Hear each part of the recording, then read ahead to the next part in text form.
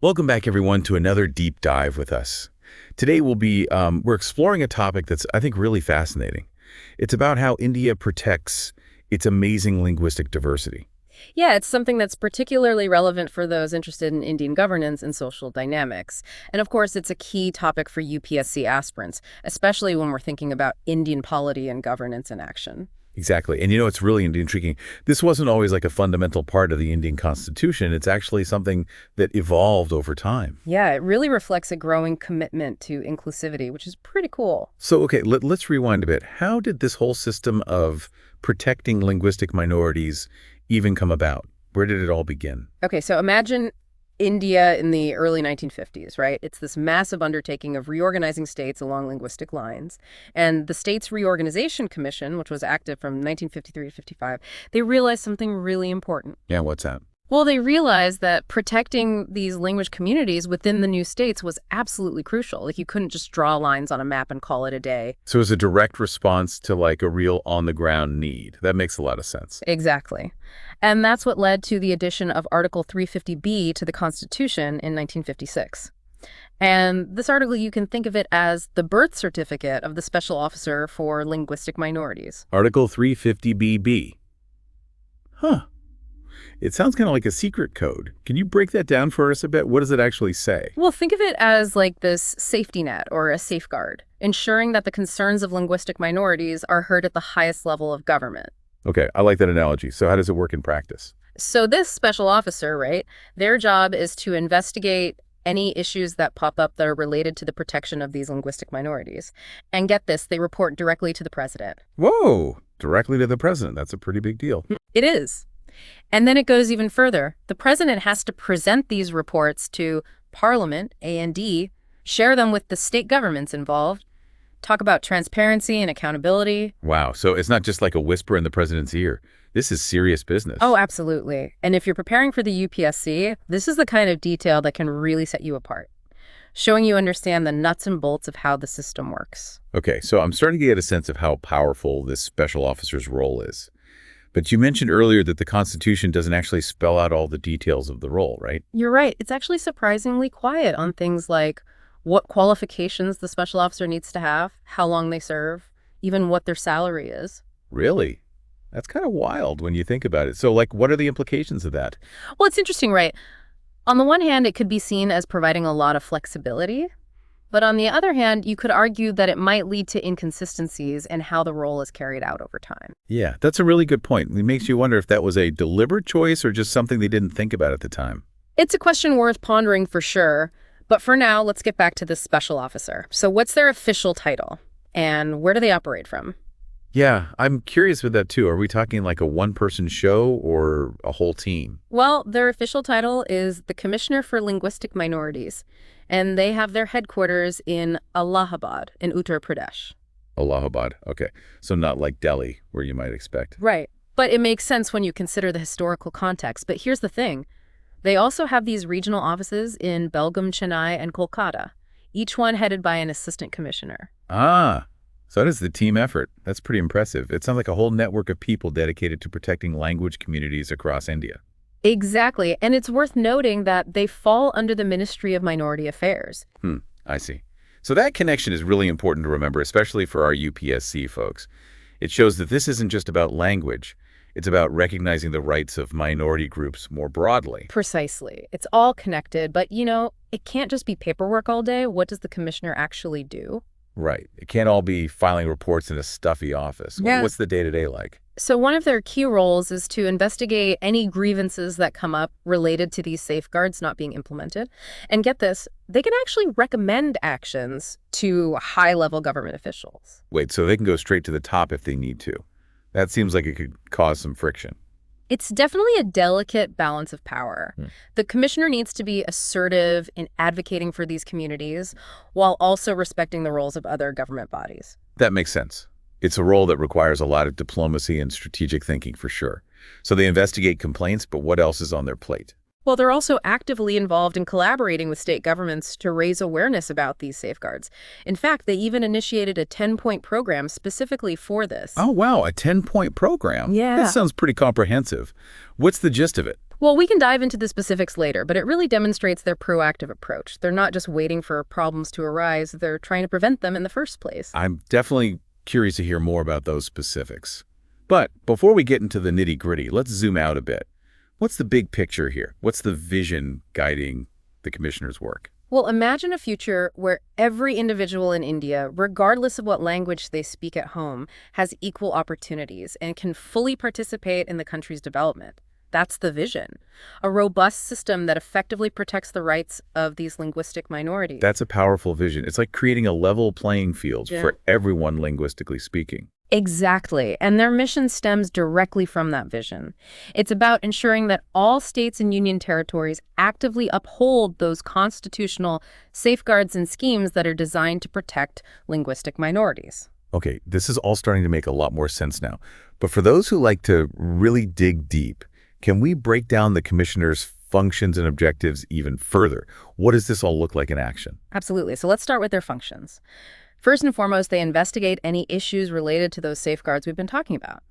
Then they report to the president on how well these safeguards are actually being implemented. They monitor everything through questionnaires, site visits, conferences, seminars, you name it, they're probably involved in some way. Wow, so it sounds like they really have their finger on the pulse of everything related to linguistic minorities.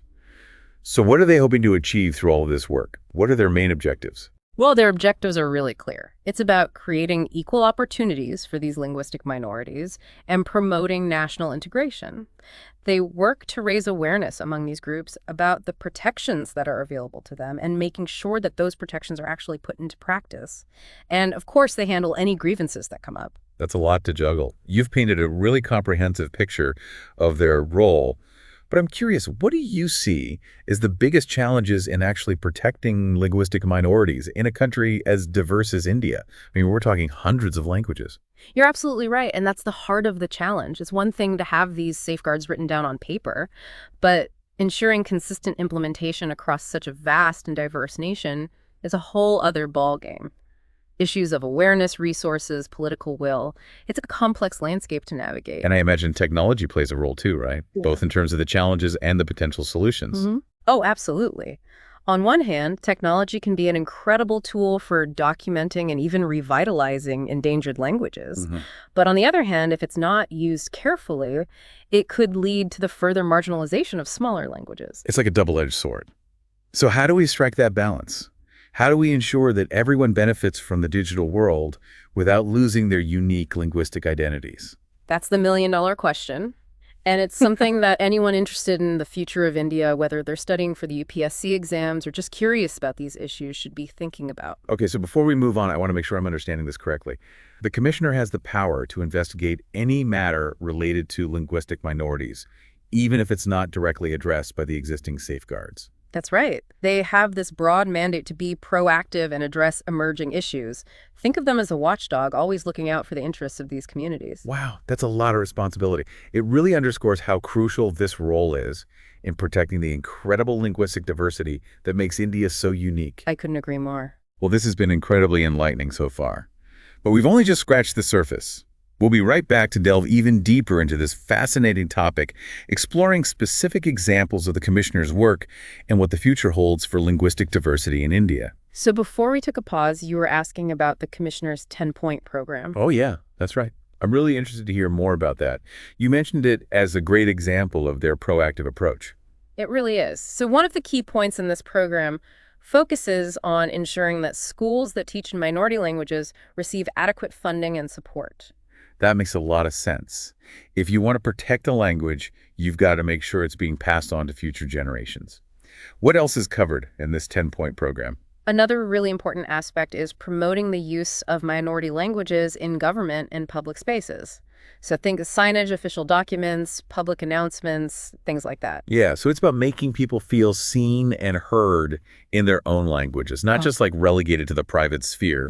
Exactly. And that connects to another point in the program, which is encouraging the development of teaching materials in those languages. So it's a holistic approach, tackling the issue from multiple angles. Education, public visibility, access to resources, it's all connected. Exactly. And here's something that might surprise our listeners.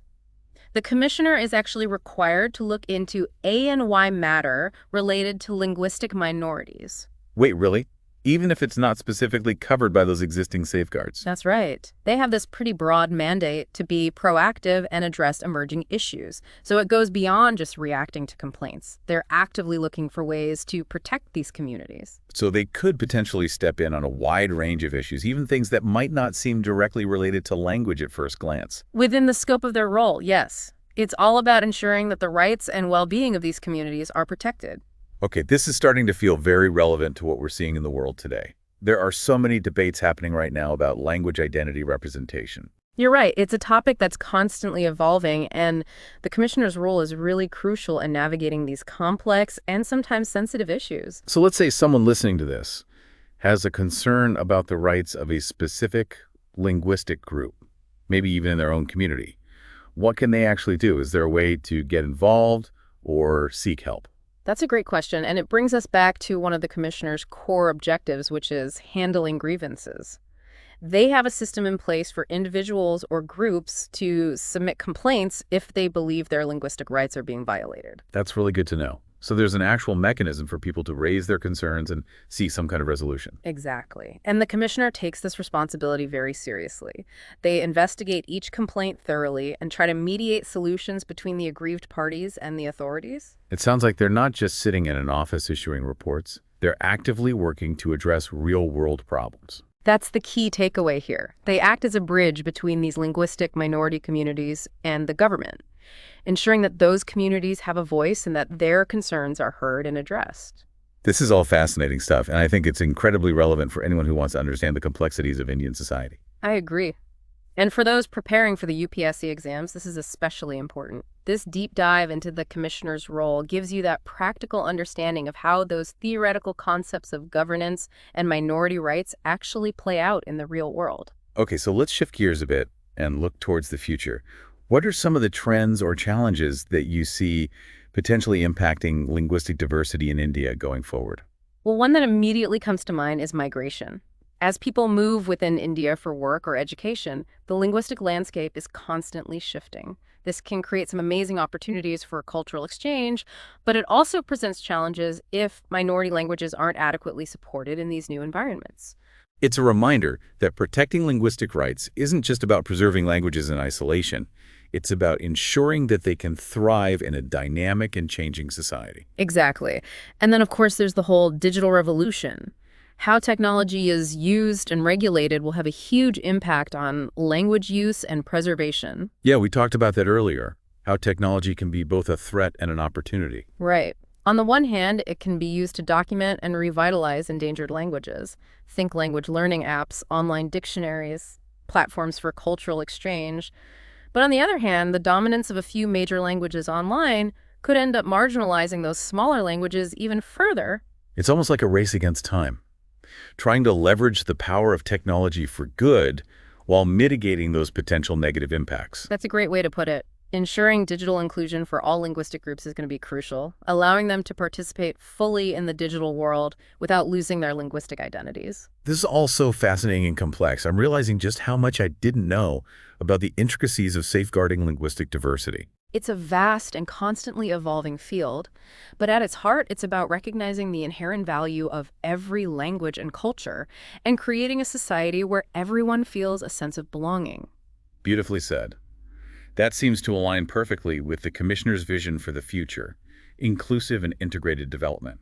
What does that actually mean in practice? It means ensuring that speakers of minority languages have equal access to education, employment, healthcare, all the opportunities that come with being a citizen of India. It's about breaking down those barriers and creating a society where language is a bridge, not a divider. I love that language as a bridge. It's such a powerful image. But let's be realistic for a moment. Are there specific areas where you think India is doing well in terms of protecting linguistic minorities, and where is there still room for improvement? That's a great question and a perfect segue into our final segment. We'll explore some specific examples after a short pause. So we were talking about specific examples of where India is doing well when it comes to protecting linguistic minorities and where there's still room for improvement. Right. So one of the good things One of the positive things is the three-language formula in education. It's a great example of promoting multilingualism, and it's something you often see mentioned in the UPSC syllabus, too. Oh yeah, you're talking about the system where students learn Hindi, English, and their regional language. Exactly. In theory, it's a great approach. It exposes students to multiple languages and helps them understand different cultures. Right, so it seems like a good way to foster communication and understanding across different linguistic groups. Right. But I'm guessing it's not always that simple. Well, as with many things in India, the implementation can be a bit uneven. Not all states follow the formula consistently, and there are often debates about which languages should be prioritized. Plus, finding enough qualified teachers and resources for all three languages can be challenging, especially in rural areas. Yeah, that makes sense. Mm, It seems like ensuring consistent implementation across such a vast and diverse country is a recurring challenge we keep bumping into. it really is. And another big issue is that minority language schools often face a lack of funding, qualified teachers, and even basic infrastructure. And that unfortunately creates a cycle of disadvantage. Right. It's a reminder that protecting linguistic rights isn't just about having laws on the books. Yeah. It's about investing in communities and creating real opportunities for people to use and pass on their languages. Absolutely. But there is some good news too. India has made some real progress in recognizing the cultural value of minority languages. Oh, it's good to hear. Can you give us some examples? Sure. There are government initiatives now to promote traditional art forms, music, and literature in these languages. So it's not just about preserving the languages themselves, it's about celebrating the cultures they represent. That's fantastic. It's about acknowledging that language isn't just a tool for communication.